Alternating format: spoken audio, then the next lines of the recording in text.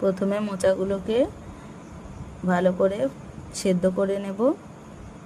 সেদ্ধ করে নিয়ে নামিয়ে রেখে কড়াইতে তেল গরম করে চিংড়ি মাছগুলোকে লাল লাল করে ভেজে তুলে নেব।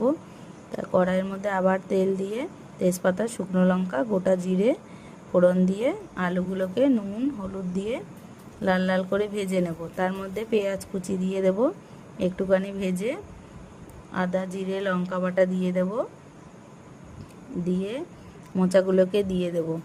মোচাগুলোকে দিয়ে ভালো করে নাড়াচাড়া দিয়ে নুন হলুদ কাঁচা লঙ্কা চেরা দিয়ে নাড়িয়ে চাড়িয়ে চিংড়ি মাছগুলোকে দিয়ে সুন্দর করে একটুখানি ঢাকা দিয়ে রাখবো। তারপরে একটুখানি চিনি গরম মশলা ছড়িয়ে সুন্দর করে নাড়াচাড়া করে সুন্দর করে পরিবেশন করব। দেখো বন্ধুরা কেমন হয়েছে, ভালো লাগলে লাইক কমেন্ট শেয়ার করো। Thanks for watching.